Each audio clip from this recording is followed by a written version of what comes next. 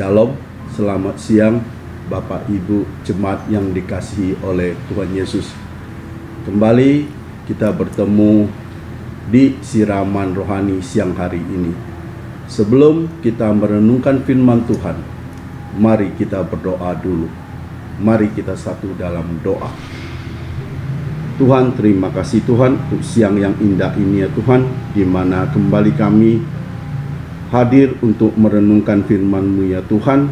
Biarlah firman ini boleh menjadikan kami sebagai pelita dalam kehidupan kami, dan juga boleh menjadi kekuatan bagi kami Tuhan. Terima kasih ya Tuhan, berbicaralah kepada kami, Roh Kudus-Mu menguasai pemikiran kami supaya kami fokus kepada pemberitaan firman Tuhan. Terima kasih ya Tuhan. Dalam nama Yesus Kristus kami sudah berdoa dan mengucap syukur. Haleluya. Amin. Ya, renungan siang hari ini akan saya ambil dari Amsal 6 ayat 16 sampai 19. 6 perkara ini yang dibenci Tuhan. Bahkan 7 perkara yang menjadi kekejian bagi hatinya: mata sombong, lidah dusta, tangan yang menumpahkan darah orang yang tidak bersalah, hati yang membuat rencana-rencana yang jahat, kaki yang segera lari menuju kejahatan, seorang saksi dusta menyemburkan kebohongan dan menimbulkan pertengkaran saudaranya. Perkara lain yang Tuhan benci adalah hati yang membuat rencana-rencana jahat. Dalam Perjanjian Lama dikisahkan ada seorang perempuan jahat bernama Isabel, dan memang orangnya luar biasa menyebalkan. Ia membuat hati raja dan rakyatnya berpaling menjauh dari Tuhan dan menyembah kepada berhala. Hatinya busuk dan penuh dengan rencana-rencana jahat. Ia membunuh nabi-nabi Tuhan. Isabel adalah seorang wanita tamak dan kejam yang mengatur rencana jahat dalam hatinya untuk merampas milik orang-orang lemah. Mengapa hati seseorang bisa menjadi jahat? Ada beberapa penyebab, antara lain yang pertama, karena tidak dijaga dengan kewaspadaan, sehingga hati menjadi jahat. Karena kita lengah, akhirnya kita tidak bisa mengontrol hati kita.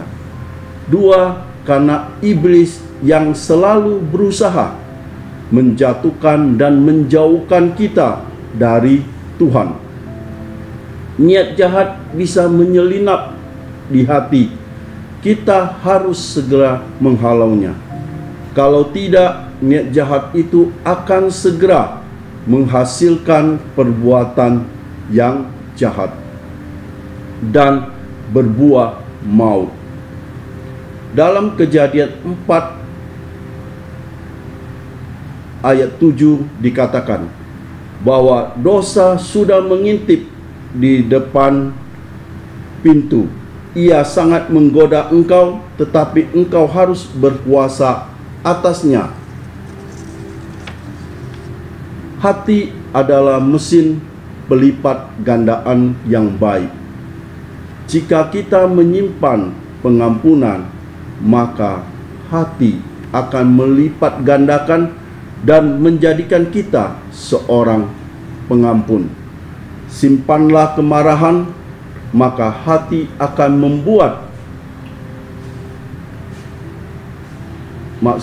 simpanlah kemurahan, maka hati akan membuat kemurahan dan hidup kita menjadi berwarna. Sebaliknya, jika kita menyimpan kepahitan, maka sebentar lagi buah kejahatan akan muncul di dalam hidup kita.